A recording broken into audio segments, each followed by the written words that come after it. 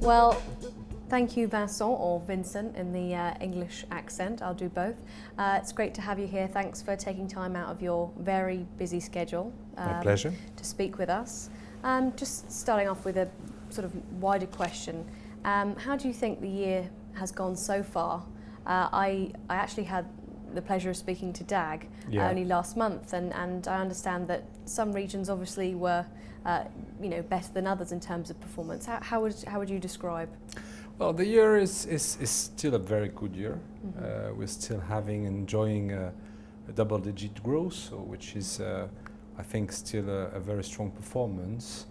However, we see clearly a slight slowdown, especially at the end of the year. So we're not completely surprised by this. I mean, we're still having a crisis going on in Europe, so it's not totally surprising. We're still benefiting from a very nice and dynamic traffic coming from Asia, Pacifics, and quite a lot of BRICS regions, so that is helping us. Mm-hmm. However, I must say that we are still pretty much confident that in the year to come, the market will still be very supporting, let's say, the industry and growing. Air traffic is still very positive, mm-hmm. and frankly speaking, we are very positive about the future. Mm-hmm. What we have done in 2013 is really to first consolidate our existing basis, mm-hmm. But also really taking advantage of the big moves that we made a year ago in Roma, mm-hmm. and we've been totally refurbishing the Roma platform, mm-hmm. Opening almost 5,000 square meters of brand new retail shops, mm-hmm. and I invite you to come and visit them because they are really looking great, mm-hmm. and we are very happy about the first mm-hmm. results. Mm-hmm. Obviously, everyone experienced a bit of difficulty surrounding mm-hmm. Europe and European travellers. How are you leveraging the sort of PAX numbers from the emerging markets or the Russian traveller, sort of obviously taking the emphasis away from the Europeans and turning towards the Russians and the emerging markets? How are you leveraging that? I mean, this is something that we've already made, I would say, from now many years, mm-hmm. and basically the whole idea is to really make sure that we have the appropriate brands in the right terminals, right locations, right shops, mm-hmm. And this is a permanent work that mm-hmm. our expert teams from Aelia are really dedicated to do. So that's really the essence, I would say, of being a retailer, is really mm-hmm. to make sure that you match the needs and expectations from your travelers in the right place. And this is always challenging because, as you know, airports are moving, and from one year to the other, we need to make sure that we still got the right assortment, again, in the right platforms. And if you realize, for instance, I'm thinking of Paris, that we have a huge number of different terminals, mm-hmm. It means that you have to be very flexible in a way to make sure that, again, you are having the adequate assortment when needed. Mm-hmm. So that's the major thing that we're doing.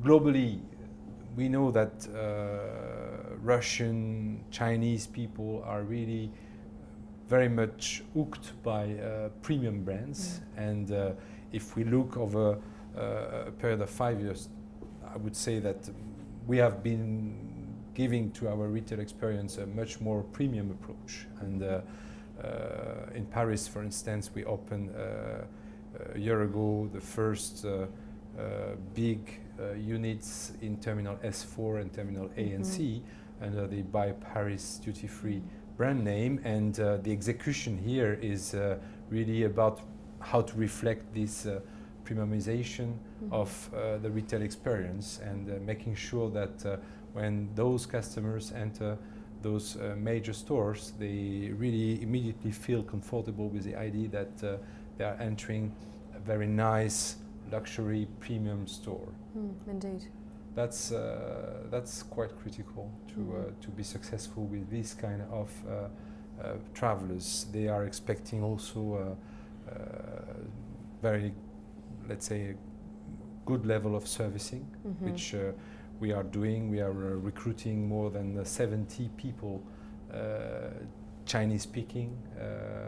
We have something like 40 also people in Paris able to speak Russian. So you see, we are really making sure that we are providing to these very good spenders the level of service they are expecting from us. So that's quite critical.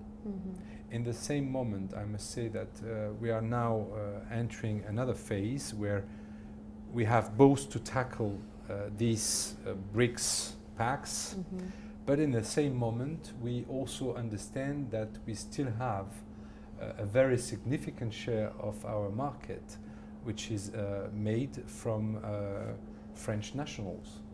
So Sure.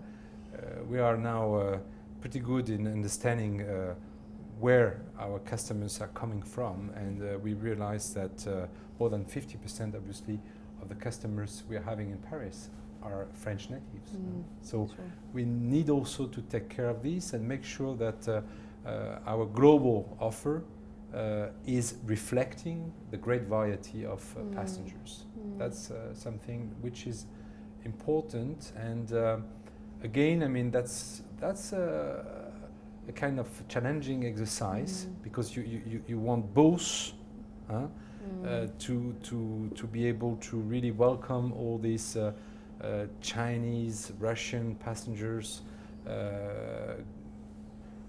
who do have very high expectations, but in the same moment making sure also that you're still very significant in volume terms. Customer base is also feeling okay and find the usual, let's say, brands that they are expecting from a fine selection of wines or perfumes and cosmetics. So that's the exercise that where we are now entering. It's a kind of fine-tuning phasing, but which is critical today also. It's interesting that you say that it's important for you not to forget about the French nationals, obviously, because I think a lot of global retailers lose sight actually of that, and I won't mention the examples that I'm thinking of right now, but I'm sure that you've noticed that as well, perhaps. Yeah. We've opened in the last 2 months, 3 months, we have opened a major also by Paris duty-free stores in Terminal F, Paris, which is a Schengen terminal, where obviously we have a lot of Parisian people and French people using the facilities. And in this terminal we've been introducing, you know, I would say more accessible brands.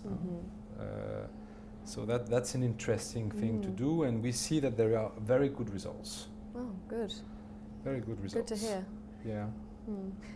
I know that your Relay brand is doing phenomenally well. Yes. However, the press continues to experience difficulties, and I understand that you're going to focus more on travel essentials. Can you tell us more about how that structure is going to change inside the Relay store? Yes, I mean, what we see today is that Relay is a place where basically we have the capacity to very quickly and very easily answer the basic needs of the travelers. Basic needs, it's about, of course, having something nice to read when you're traveling, and this is still a very significant thing to do when you're traveling, and we see still a very important number of passengers looking for magazines, press and books.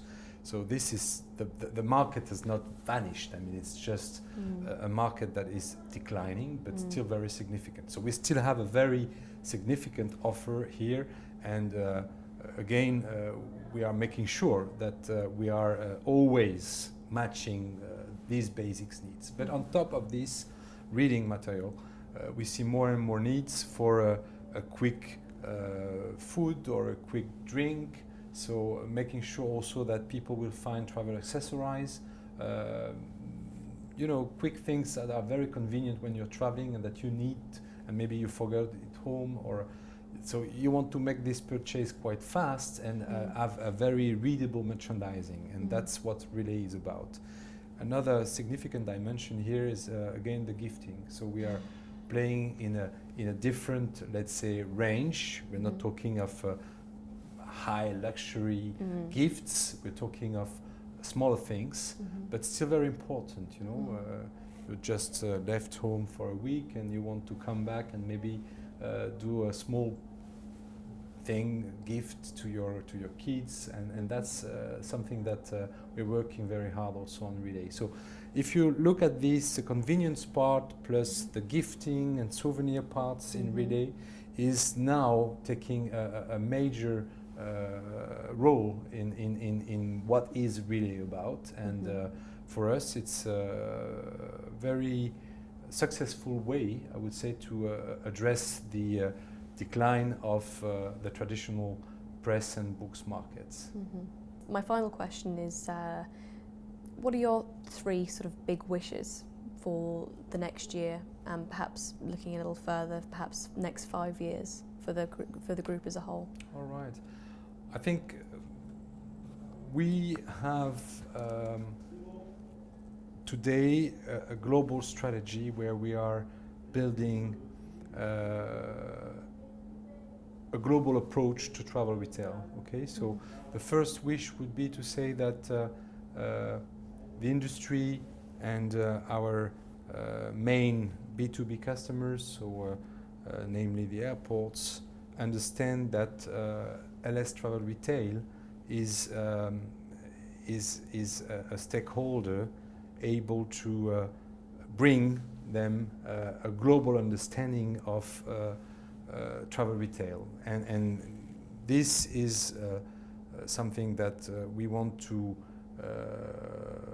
explain and convince, because it's something which has not always been the case. If you look at the industry, people used to be very, very focused on one business line, be it food service, be it travel essentials, be it duty-free or luxury, and LS Travel Retail among the industry is one of the very few able to really answer a global need, and to make sure that all these different businesses are in the end fitting the very constrained space available in an airport in the best possible way.